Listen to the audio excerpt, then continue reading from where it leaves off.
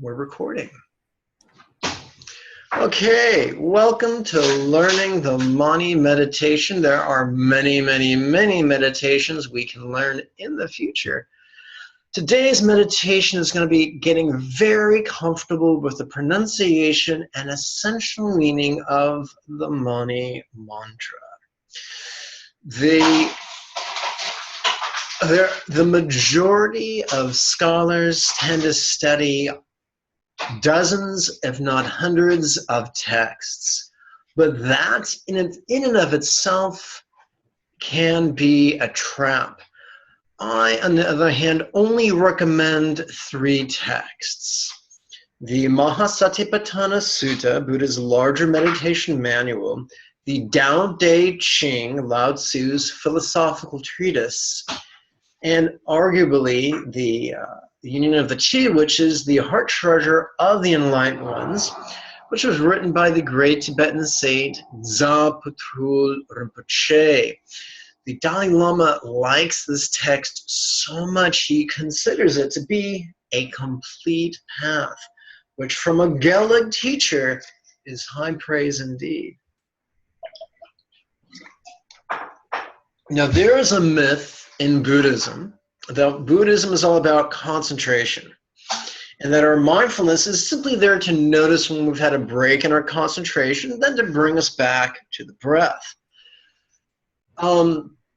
University studies have shown that concentration-oriented style of meditation actually stimulates the sympathetic nervous system. Now, that's a strange name because you hear sympathetic and you think, ah, it loves us. It's patting us on the shoulder and telling us it's okay.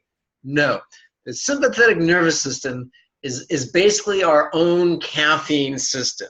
It's for our fight or flight response. So if you're being chased by a bear, then the sympathetic nervous system is your friend. But if you're trying to generate greater peace and in your life, then you want to stimulate the parasympathetic nervous system. And it turns out that not concentration meditation, but mindfulness meditation, that's the technique that does stimulate the parasympathetic nervous system.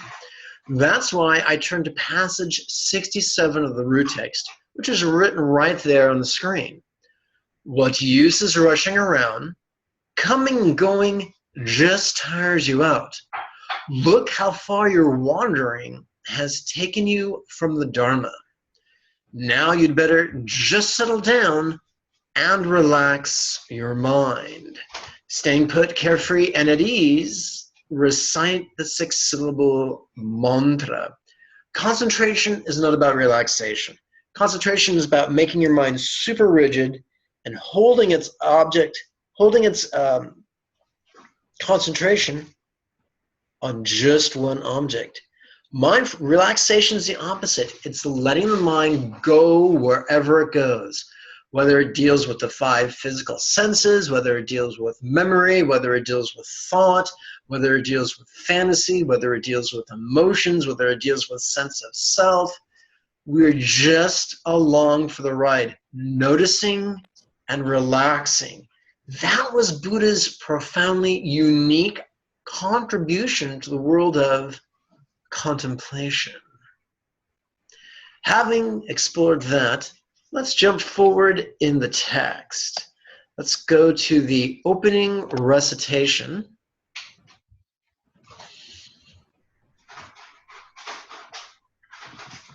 And I'm going to adjust the cursor. That's my intention, at least. Now we're going to use the bookend chant. The idea is that we use a monotone, chanting all the syllables as if they were the same note, with the exception of the first syllable and the second to the last.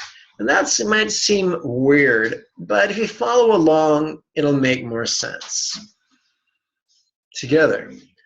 Amajo Lama, constant and perfect protector, who is a centered, spontaneous mind. neither getting nor keeping the desired, as well as enduring the disliked, is universal. Basic thing we just reminded ourselves is we may have external teachers, but our greatest teacher is the potential of our own mind. Now, our mind has different facets. Sometimes our mind can be contrived and controlling. Sometimes our mind can be completely scattered, like a little kid who's spun around in circles for 5 minutes and is running around like a drunk little person. And other times our mind experiences centered spontaneity. Buddha is offering us a gentle means to accomplishing centered spontaneity. What probably drove us to explore meditation is the fact that life is full of dissatisfying phenomena. Sometimes we don't get what we want when we want it. Sometimes we don't keep what we like for as long as we'd like to. Other times we have to endure things we just don't like. It's not the end of the world, although it sometimes can feel that way. Okay, let's move on now.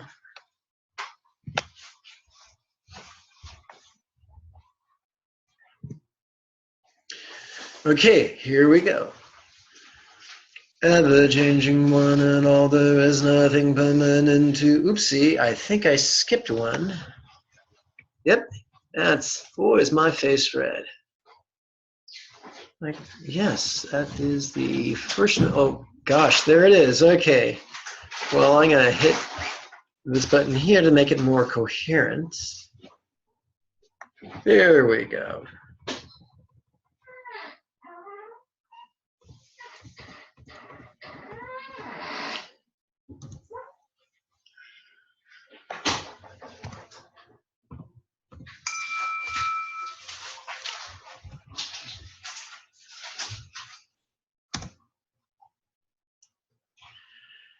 All right.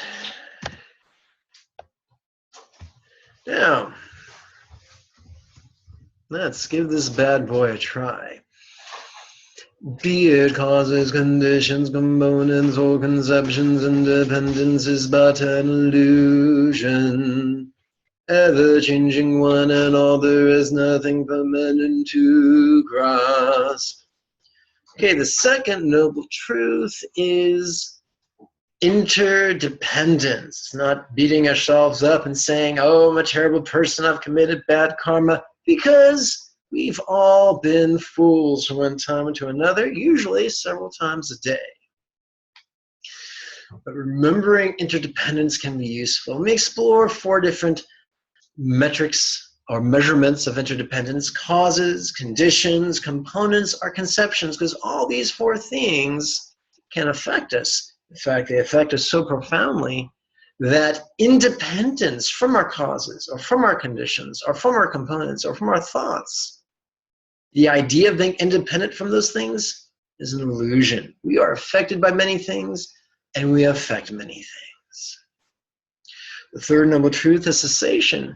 This doesn't mean a cessation of suffering. It means cessation is part of life. Things are generated and then they stop. Ever-changing one and all, there is nothing permanent to grasp. And we can see that in the world around us.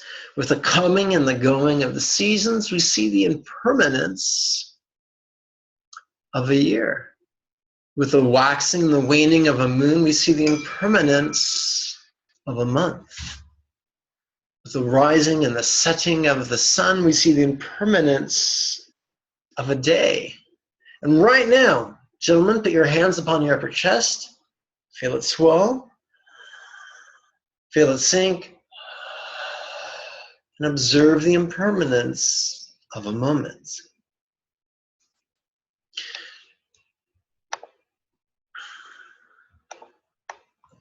Let's prepare for the final portion of the opening recitation.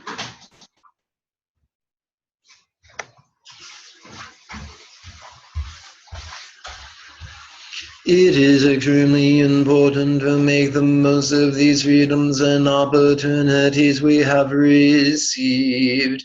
Remembering this, may my mind ever notice, relax, and flow. the beginning, we talked about how the inner Lama was our potential to master centered spontaneity. What is the path that leads to the mastery of centered spontaneity?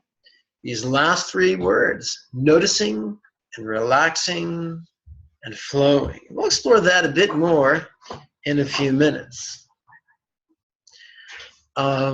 But let's get back to the fourth noble truth. The fourth noble truth is there is a path. There is a way to enlightenment. It's not a big mystery. Olaf, do you remember how many folds there are upon the path to enlightenment? I can't remember. That would be 8. Yes. That would be 8. The 8. Oopsie, that's 10. Now it's 8. Okay, that would be 8. And 8's a bit ungainly, so those 8 things can be fit into 3 categories. And those categories are insight, ethics, and mindfulness or meditation. So those 3 things can be reduced even further to noticing, that's the path of mindfulness, relaxing into the non-graspable nature of everything we observe, that's insight, and flowing from a place of centered spontaneity is the utmost of harmlessness and ethics. Having said that, let's learn the mantra. I'm going to scooch forward in the text, the place where we actually get to learn the silly mantra.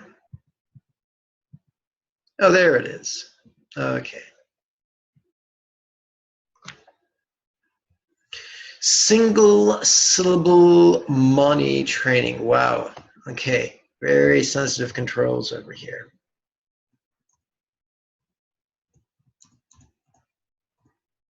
So I'm going to make this bigger so it's actually easier to read upon your screen.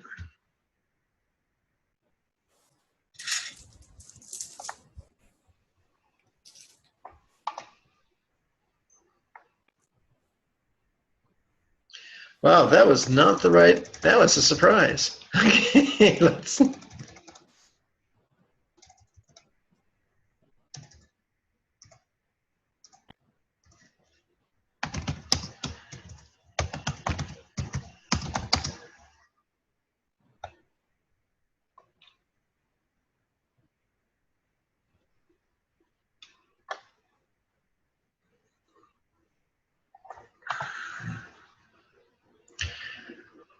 Okay, so on the in-breath, we're going to ask how relax into the awareness of this. Now you might say, what is this? And how do I focus upon it?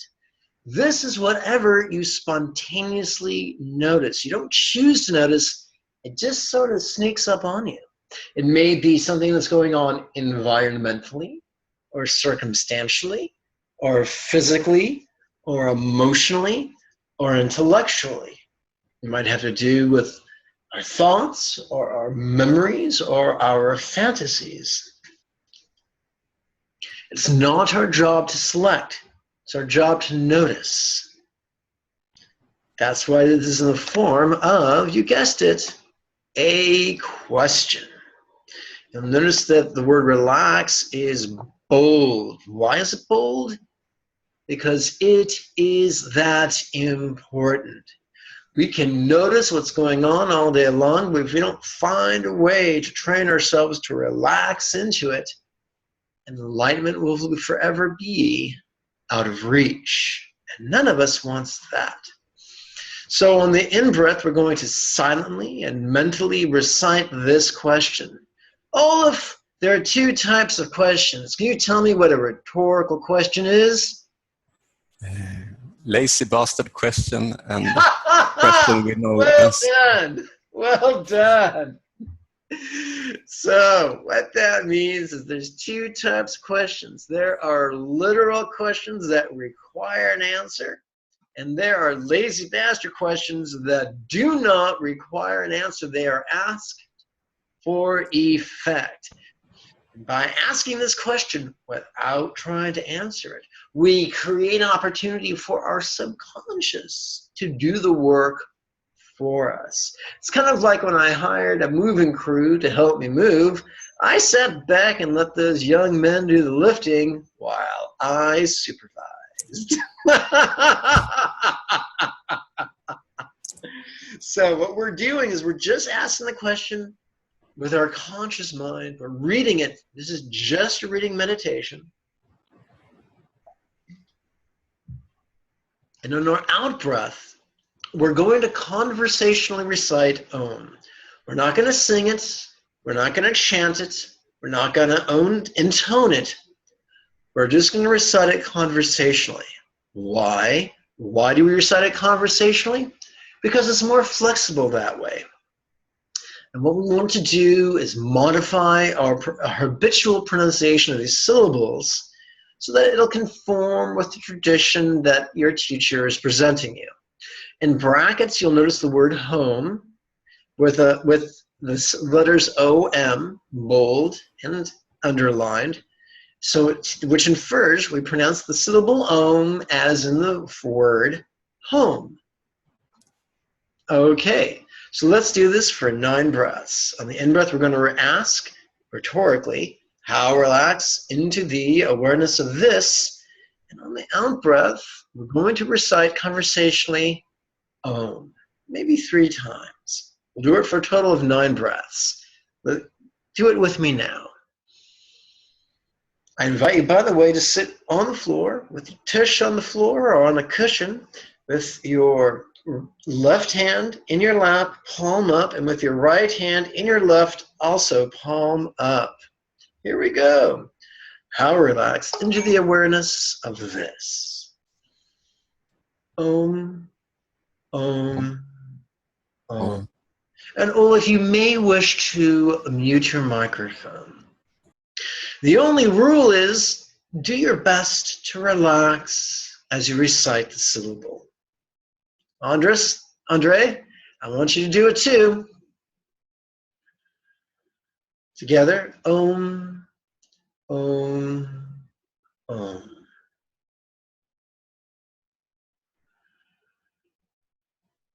Om, Om, Om.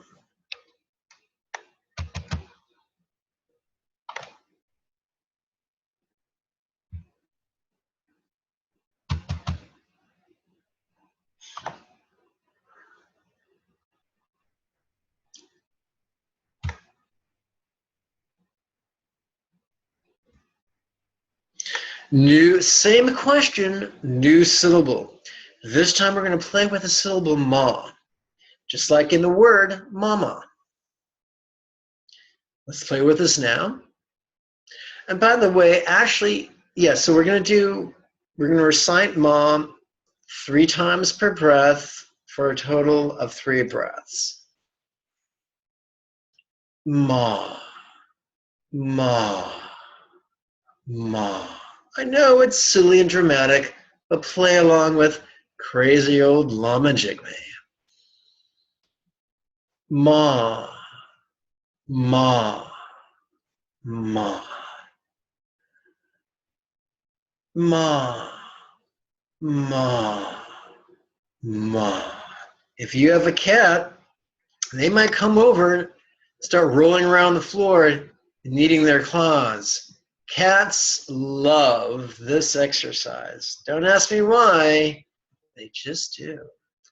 One time I was visiting a Zen Roshi, and her cat came over and started loving up all over me, and I was petting it. And she looked over in our direction, and she shook her head and said, "You slut."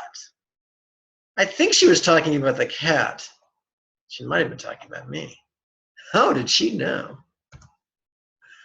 Okay, this time we're going to play with the syllable ni, just like the joint between your thigh and your calf. How relax into the awareness of this. Ni, ni, ni, ni, ni, ni, ni, knee, knee.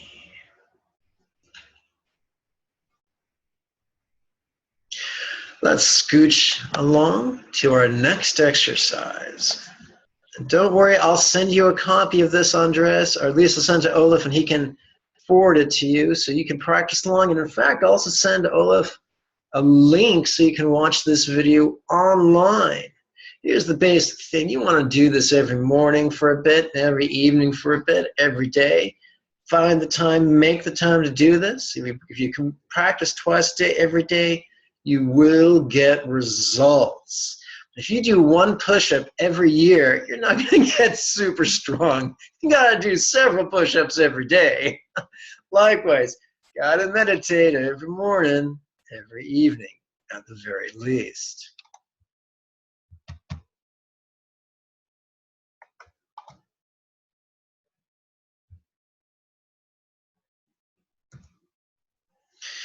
This time we're going to play with the syllable pod. Now it's not pots like attack, it's pod like a dog. D-D-D. And it's like the Spanish word for father, which is, well, the Spanish word padre, which means father. That's the same syllable. Let's play with that right now for 3 breaths. Pod, pod, pod. Pond, pond, pond. We're just reciting it conversationally while relaxing.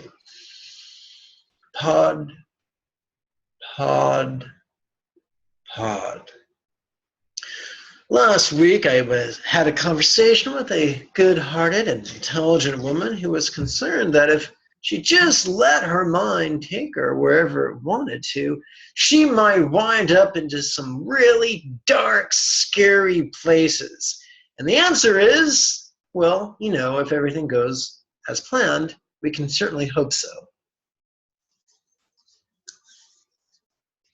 The reason is, as long as we're noticing something and then relaxing into it, number one, within the realm of meditation, it's not going to harm us. Number two, it might just give us insight, not necessarily intellectual insight, but visceral insight in your gut.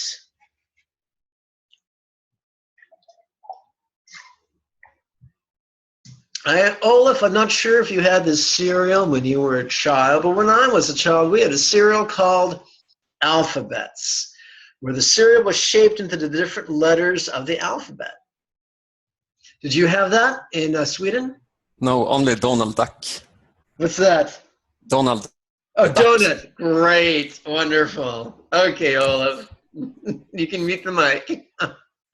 Well, in America, there was a series of commercials where the kids were saying one day a Dracula was going to bite me, and then they show the word Dracula spelled in the milk on the spoon, and then they ate it, and Dracula disappeared.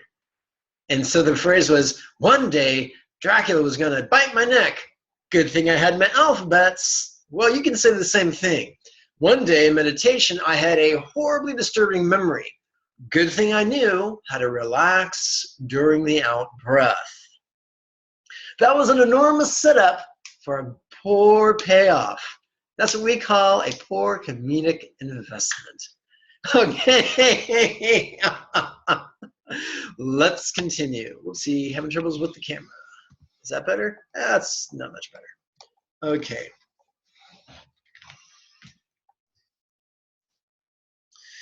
So, how relax into the awareness of this? Pod, pod, pod. Pod, pod, pod. Pod, pod, pod. Pod, pod, pod.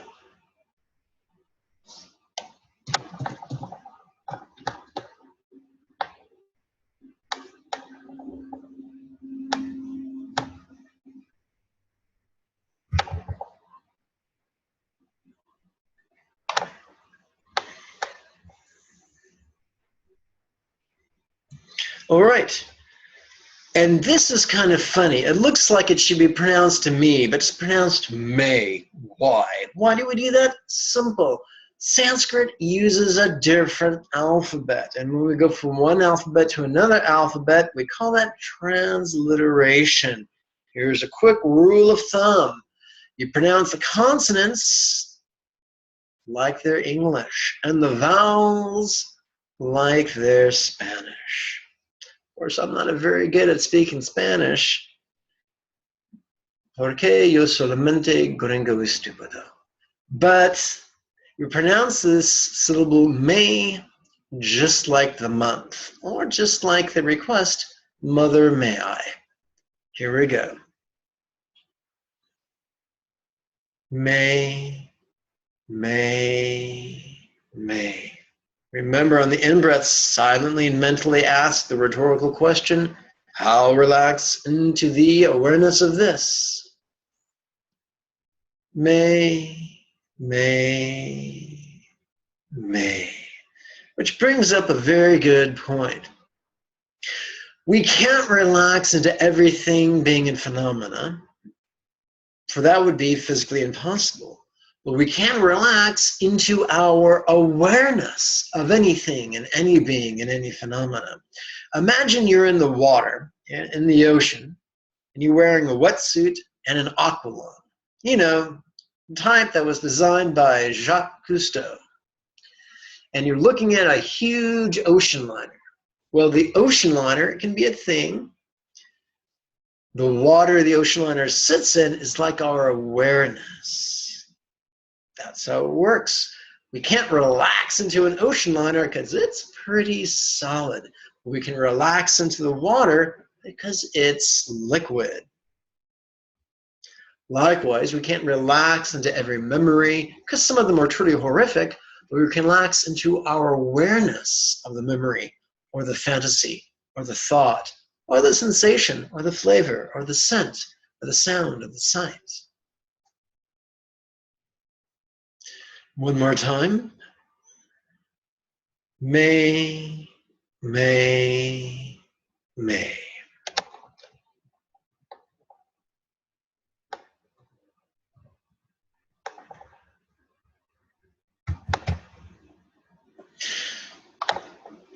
The text we read at the very beginning of class mentioned the 6-syllable mantra. It is arguably the most famous mantra in all of Tantric Buddhism, no less Mahayana Buddhism. And that's what we're playing with right now. Now we come to the 6th and final syllable. How relax? So the syllable is whom. Now some people look at that and pronounce it hum, but it's whom. Just like the word, if you see in brackets, whom. For instance, when we knock on the door of a mansion and the butler answers and in a very hoity-toity way says, whom shall I say is calling? Likewise, we pronounce the syllable as whom. Let's play with it right now.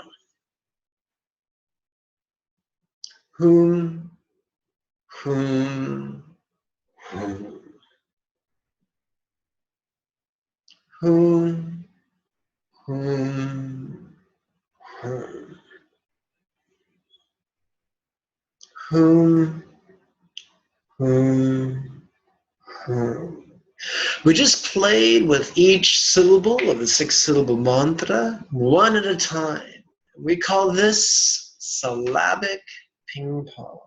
Now we're going to link the syllables together until we become comfortable pronouncing them as a unit. I like to call this syllable stacking. Olaf, when you were a little boy, did your mother ever give you cookies for dessert?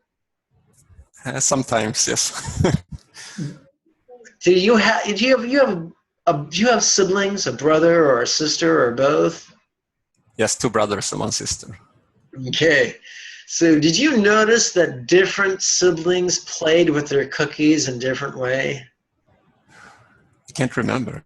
When I was a little boy and we had cookies and milk for dessert, My sister would arrange the cookies on the plate in a pattern that resembled a snowflake or a flower.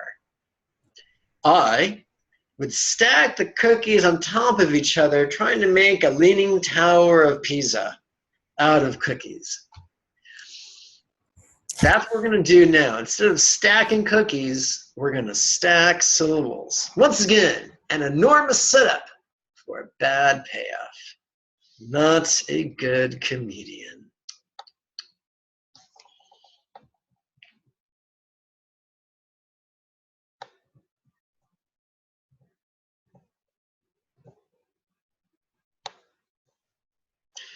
We're going to start off just like before with only one syllable. This is going to be our base.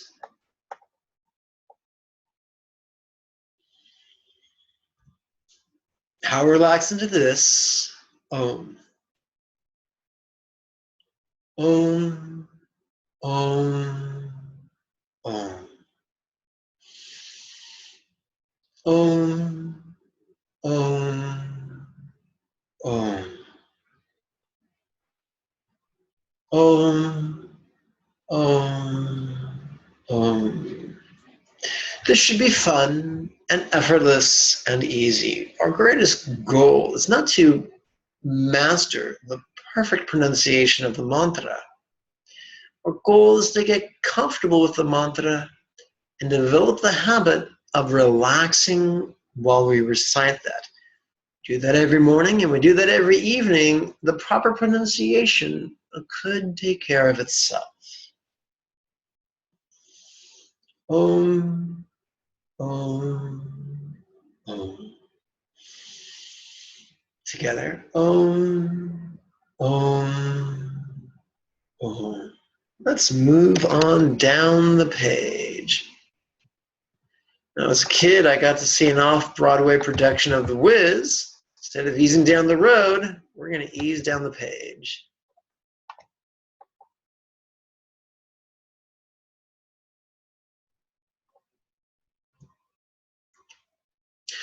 Now we're playing with two syllables. Together, Om, Ma. Om, Ma. Om, Ma.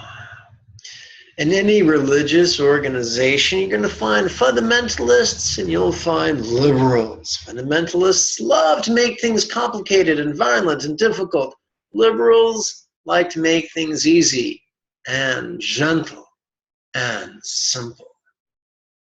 All we're doing is reciting and relaxing. We're going to recite, we're going to notice and recite and relax our way to peace. Om Ma. Om Ma. Om Ma. Let's ease on down the page.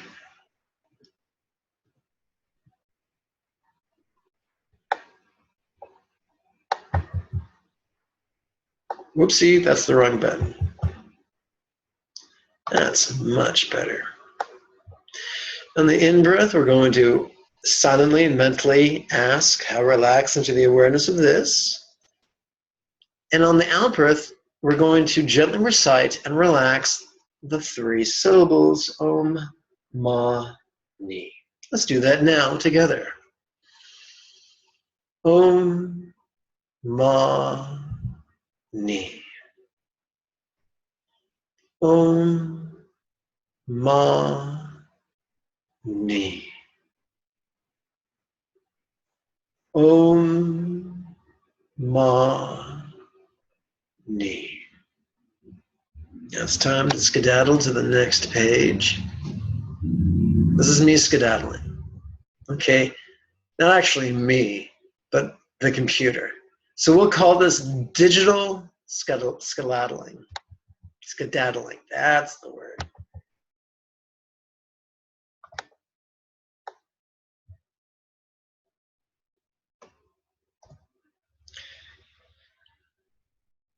The 4 syllables are Om, Mani, Pod. Remember, it's not pod, it's pod, da, da, da, da, da. Not like tack, but like dog. Look at the dog. My first word was dog. My parents said my first word was not mama, it wasn't dada. I'd look at a dog and be like very serious. Dog. So, if I can do this, clearly I ain't no Einstein. If I can do this, you can do this as well. Yes, even you, Andreas. How relax into the awareness of this on the in-breath, silently and mentally. On the out-breath, relax as you recite Om Mani Pod. Together, Om Mani Pod. Om Mani Pod. Om Mani Pod.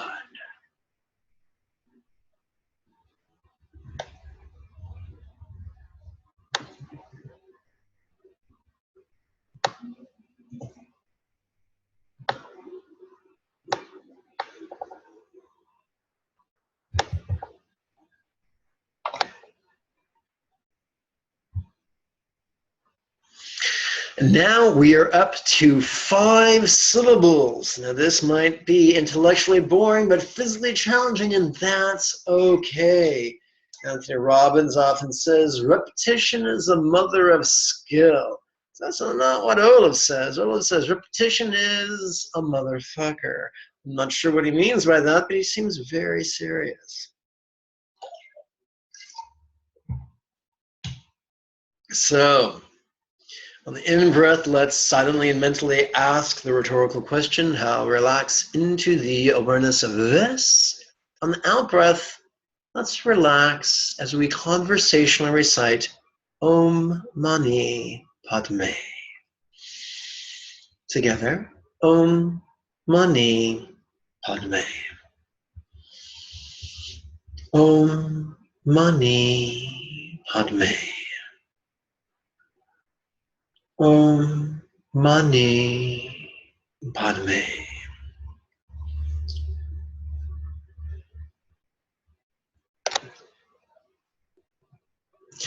And now we get to the grand finale, that which we've been waiting for. Drum roll, please. 6 syllables. Come on, computer, you're making me look bad.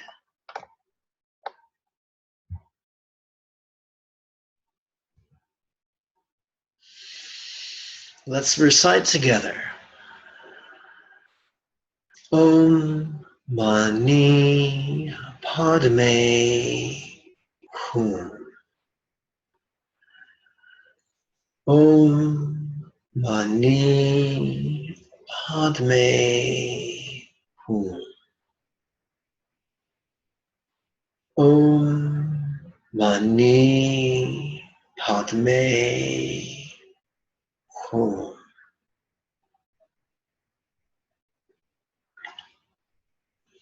And that's the 6 syllable mantra. Super easy to do. Let's recite this a few more times. Om Mani Padme Hum. Om Mani Padme Hum. Om Mani Padme Hum. Om Mani Padme Hum. What I'd like to do now is finish this off or seal this with what I like to call a closing recitation. Let's see if the computer cooperates. Well, it appears to cooperate thus far. Let's see here.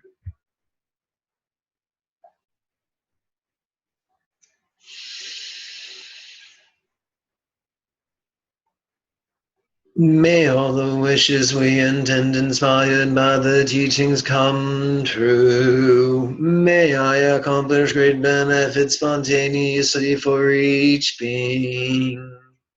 So basically, we've generated all this good karma by noticing and relaxing and reciting all this positive energy. Now we're going to use this positive energy to fuel our loving and compassionate intentions. Very, very, very important thing to do. At least it is in the Buddhist perspective of things. Now, we get to our second exercise, and we're going to wish that everyone takes an auspicious rebirth. Now, fundamentalists are certain that at the end of this life we take another birth. Many skeptics are not. Liberals are comfortable with uncertitude. That's the key to learning. Rigidity is bad for learning. Flexibility is good for learning. So rebirth may be literal or it may be metaphoric. We may be talking about the next life or the next decade or the next year or the next month or the next week or the next day or the next hour or the next minute or the next second. Well, one thing we can be certain is the idea of auspicious rebirth is positive. So together, let's chant this positive intention. Auspicious rebirth for me, auspicious rebirth for neighbors, auspicious rebirth for earthlings, auspicious rebirth for each world's beings. You'll notice what's really cool about this is that we start off wishing good things for ourselves. And that makes it easier to wish good things for our neighbors. And that makes it easier to wish good things for all the living beings on earth, whether they walk, crawl, or swim, or fly. And that makes it easier to wish good things for all the beings of all the worlds, real or imagined. Because the most important thing here is just stretching our love for others, our compassion for others. Let's continue to the next exercise. Some people lose themselves in preparation for their next life, real or imagined, so much so that they forget about this life, which is indeed a tragedy. That's why we intend that everyone enjoy a meaningful life, and then we really flesh out what that means. Let's chant. Meaningful life for each being, health, wealth, and success for each being. Body, heart, and mind fulfillment for each being, great friendships for each being. So we want everyone to have physical fulfillment and emotional fulfillment and intellectual fulfillment. We want everyone to enjoy great relationships because those are really the richness of life. Let's continue to the next page. Now, there's a Tibetan who was alive in the 1700s. His name was Karma Jigme. He was a great monk and teacher. He taught that all the rules of the 4 classes of ordination, all the rules for refuge, all the rules for refuge and monastic ordination and bodhicitta ordination and even tantric samaya. All the hundreds of rules can be distilled down to just 4 concerning enthusiasm for meditation and the teachings about meditation, doing one's best, enthusiastically doing one's best not to do any harm, sharing our positive energy with others just the way we're doing right now. And developing a zealous gratitude for our teachers. Now, a zealous gratitude for a teacher doesn't mean we become our teacher's slave. It means that we enthusiastically apply their instructions. That's it. Easy stuff. A bad adolescent might try to see what they can get away with.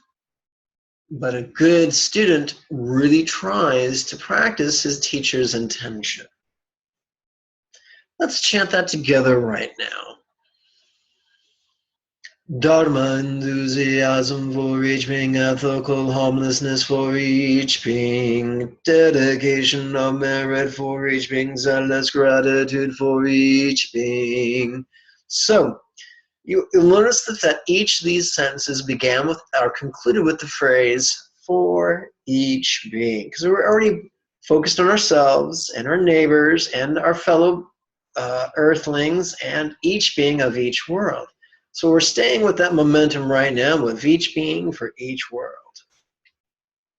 And we're saying is, hey, this positive thing, it's for everyone. This positive thing, it's for everyone. That positive thing, it's for everyone.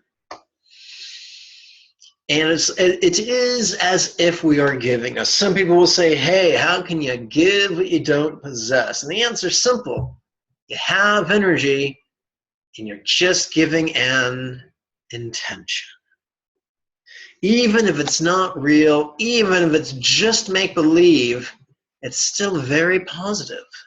Love is positive. Hate is not. We're going to conclude. The last chant we're going to recite, we're going to perform it 3 times. Yes, it's that important. We've talked about people's next lives. We've talked about people's current lives. We've talked about people's corporeal needs. We've talked about people's spiritual needs. These 4 lines are arguably our highest spiritual needs.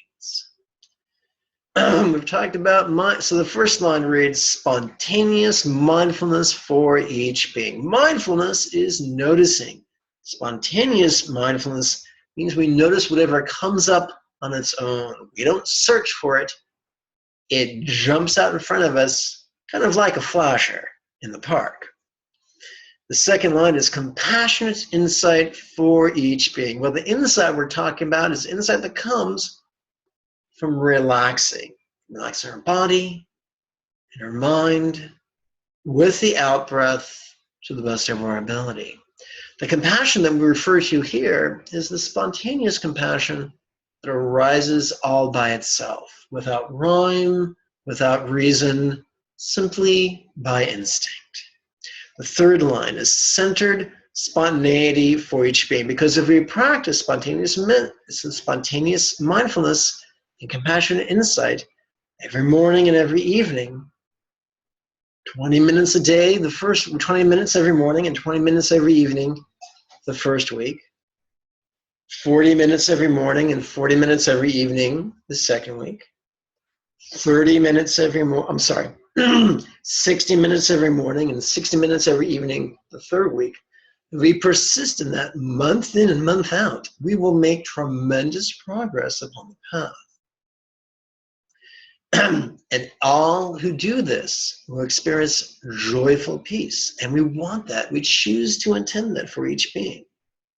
So let's recite this very positive set of 4 lines right now, 3 times. Spontaneous mindfulness for each being, compassionate insight for each being. Oopsie, I stopped prematurely. Let's try that again. Spontaneous mindfulness for each being, compassionate insight for each being, centered spontaneity for each being, joyful peace for each being. 2 more times. Spontaneous mindfulness for each being, compassionate insight for each being, centered spontaneity for each being, joyful peace for each being. Spontaneous mindfulness for each being, compassionate insight for each being, centered spontaneity for each being, joyful peace for each being. Okay, I think that's a good beginning lesson. I think, Andres, that's your second lesson. I think that's a good one for you. If you do this, yes, you do this every morning for 20 minutes and every evening for 20 minutes, good things will happen. I'm going to stop the recording right now. Oopsie. Let's go over here and hit stop recording. May you and yours be healthy and happy.